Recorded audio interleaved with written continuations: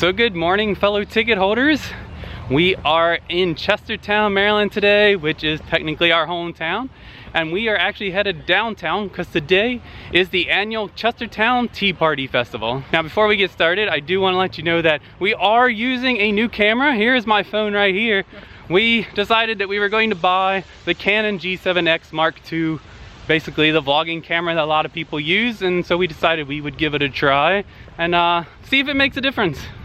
So just give some context of what this festival is. It happens yearly. Well, it's been on hiatus due to COVID. It's back for the first time this year. In the past, yeah, it's the first time in the last 2 years. It happens annually on Memorial Day weekend, from Friday through Sunday. So the Chestertown Tea Party Foundation's website states this is the reason why they have this festival here in town. In response to British Parliament's closing the ports of Boston, the citizens of Chestertown, Maryland met in May of 1774 and set forth resolves forbidding imports, selling, or consuming of tea in Chestertown. According to local legend, residents then gathered at the town center, marched down High Street to the Brigade Geddes, which was anchored in the Chester River, and tossed her cargo of tea overboard. So basically, just like they did up in Boston for the Boston Tea Party, the local legend is that they did the same thing here. Because back in those times, the port of Chestertown was a big import town on the Chester River, and so we had tea and things coming in and out. But what we do annually here in town is we celebrate that time, and so let's go downtown and check out the celebrations. And like I said, we are walking to downtown, and we got this beautiful path to do so on. This actually used to be the railroad tracks that would take things from Chestertown all the way up through, I believe, into Delaware, but that railroad does not run anymore, and so they turned it into a walking trail, which is a really nice way to do it, seeing as the main road is right over there. A little bit more quiet over here. So we have made it farther down through to town, and at 10 o'clock it was the beginning of the annual parade, and up ahead is the starting point of the parade. So hopefully we'll catch some of it as we get downtown and we can show part of the parade. This parade consists of many different pieces. They have local businesses, reenactors, local school groups, local bands, local high school bands. Everybody from the community comes around and makes this parade as large as it is.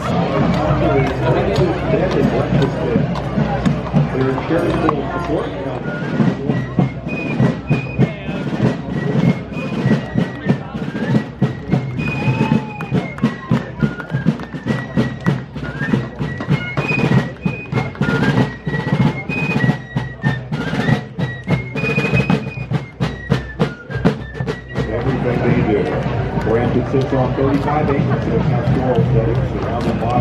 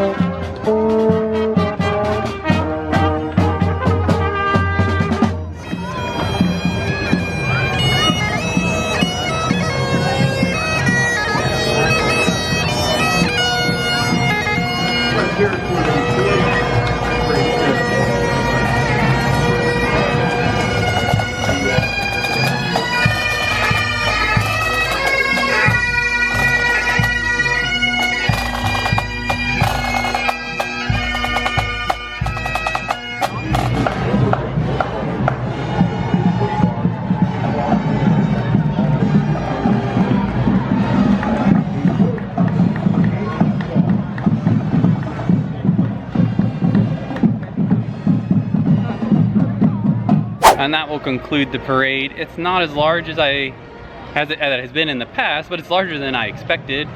With this again being 2 years since the festival has happened. But yeah, really cool. So there's other things to this. Like I said, this is a festival, so we have vendors and food booths and stuff like that. So let's just meander around and see what we can see.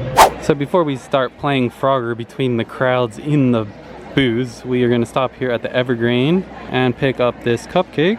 So this cupcake is a cookie butter cupcake. We love their stuff from this bakery. And this looks just as good as everything else we've gotten from there. Let's give it a try. Oh man, that's really good. Does it taste like cookie butter?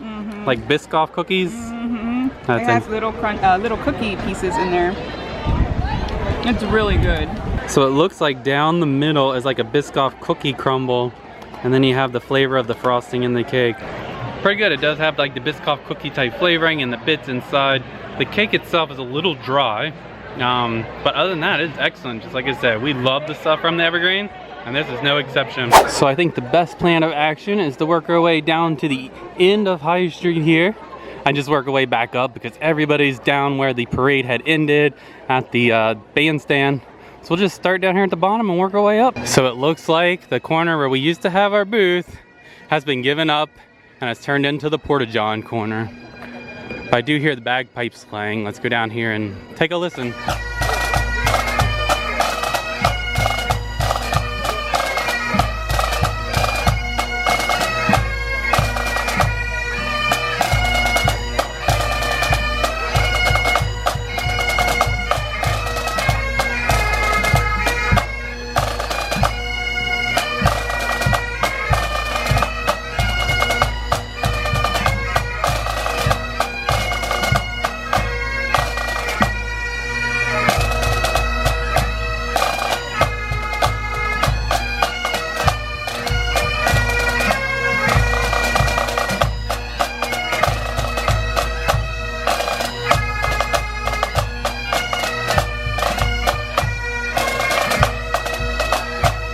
Alright, as I said, let's work our way up High Street and just look at all the vendors. And first off, right off the back, we have some fluffy alpaca characters here. These are made from, I believe, the alpaca wool on this farm. We have a collection of pop culture and other things, earrings right here. We have some woodwork over here, signs, and these ones right here that say "Don't feed the sea monsters," and the dinosaurs that say "Eat your vegetables," and Vanessa really likes this fat chicken one. Here's some more unique bags. We have a turtle and an owl and a cat and a sloth, all made out of leather. And there are some cute hand change purses too. Looks like we've come upon, at the bandstand, people doing some traditional dancing.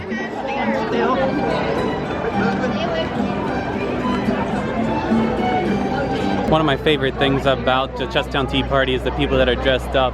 When we used to do it for the church group and the 4-H group, we used to actually dress up in the colonial garb as well, but not today. It is too hot for that. Vanessa's looking at purchasing a bracelet from this booth here, and it looked like she has picked one. It's really cool.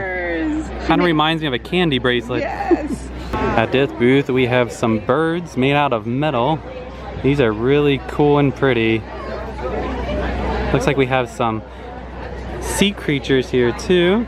And I guess it's wood too, so it's out of all types of materials. And this is where we stood to watch the parade, and right next to us were these woodwork items. These are really cool. They have been here for a while, and not a bad price either. And here's one right here that apparently takes old pants and turns them into purses. That is genius. Really cool, I think. Wow, these tables and chairs and things made out of wood are fantastic. I am going to guess this will be the hot toy of the festival. Speaking of hot toys of the festival, I am not hearing the little pop guns this year. That was the one sound you used to hear all the time, and I have not heard a single one, so I'm assuming they may have gotten rid of those. Face painting and glitter down there? No, just kidding. It's over here in front of the courthouse, and we have a very long line. Also in front of the courthouse, it looks like we have some of the guys doing drills. Marylanders and Delawares at the Battle of Long Island went against the British with the fixed bayonets, allowing George Washington and the army to be able to escape from the British and live and fight another day. First man, Private Lloyd.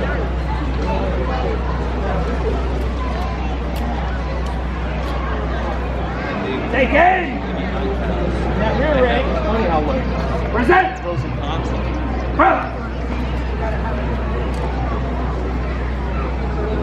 So it looks like we got some demonstration stuff here in front of the courthouse, and we got a big copper pot with some water that's gonna be boiling. I believe this is where he's going to demonstrating colonial age brewing. Now that will be all of the craft vendors, because up here around Fountain Park is all the food vendors. And speaking of all the booths around Fountain Park for food, we think it's time for some lunch. Let's find something to eat. Hopefully there's not too long of a line somewhere for us to eat. All right, so for lunch today, Vanessa picked up shrimp salad, which I never really heard of until we were here in Maryland. And she also picked up a cucumber lemonade. We'll have her give it a try and tell us what she thinks in a little bit. And for my lunch today, I decided to stick with the shrimp theme, and I got fried shrimp with some french fries. All right, so I just ate my shrimp and fries, and they were really good. I watched the guy actually take them right out of the fryer and put them into the pan, and then she took them and put them into my little paper boat, so I knew they were going to be fresh and good. Definitely like to support the local churches with their food booths and stuff like that, and that's what you got all the way around through there. You have church groups, 4-H groups, non-profit organizations, and everything. That is who does all the food locations there around Fountain Park. So how was your shrimp salad and the cucumber lemonade? Oh, the cucumber lemonade is really good, and the shrimp salad was fantastic.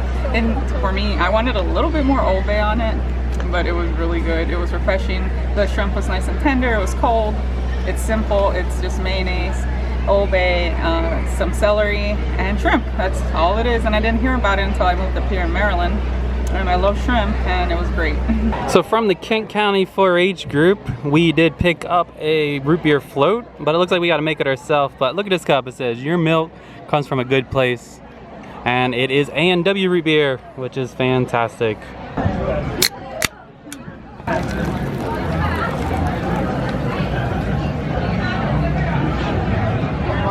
So how is it? It's good. I prefer Barks root beer, but this hits the spot. Does the ice cream taste like Abe make it, or? Tastes like vanilla ice cream. Oh, okay. That is fantastic. Very refreshing. Really good. It's something different. I've never Yeah. seen the root beer floats. They also have milkshakes. Yep. That was really cool. Normally they would do the strawberry daiquiris is what I look for, but those aren't going through today. They used to be right there on that corner, but now they have smoothies there in place of the daiquiris, so that one staple is not here anymore. Now one thing that is here that is a must get is from the Lapp Family Bakery, which is an Amish bakery, is these pies, and Vanessa has picked up a slice of white potato pie with vanilla. That is a Maryland staple. I've never even heard about it until I moved up here, and I was like, what? And it's made with lemon sometimes too, but we like it with vanilla. Looks like we'll come back down here to the judges stand and see another quick performance. This apparently is the Naval Bluegrass Band. And we could start over again. If absence makes the heart grow fonder, why am I feeling so blue? If absence makes the heart grow stronger, then why is mine breaking in two?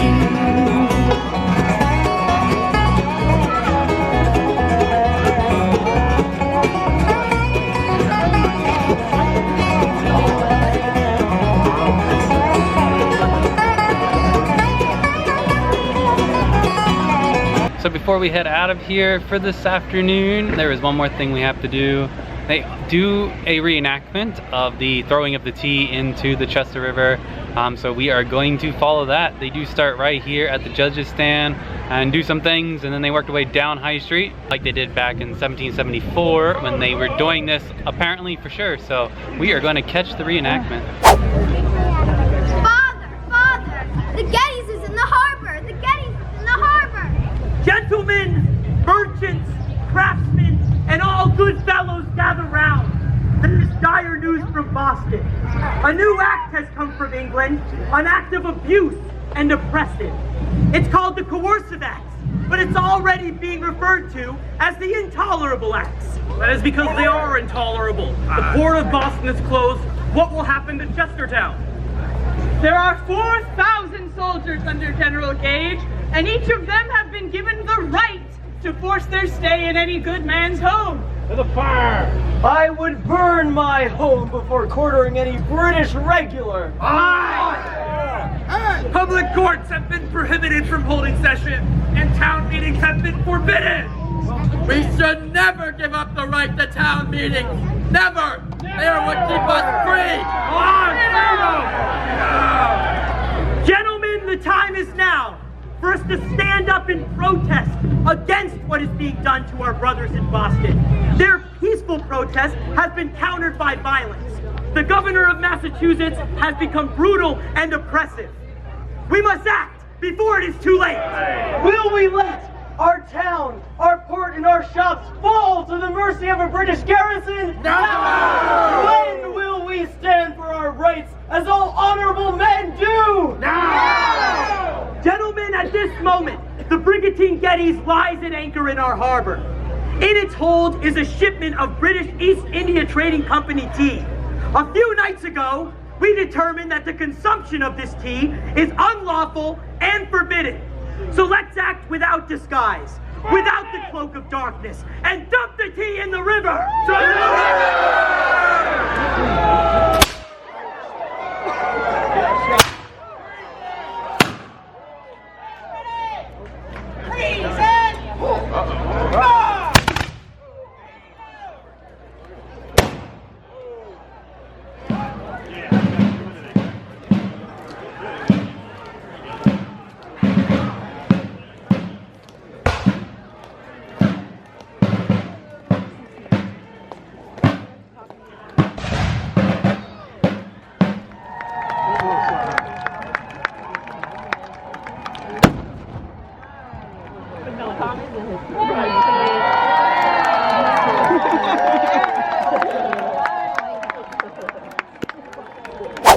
And that will conclude our time here at the Chestertown Tea Party.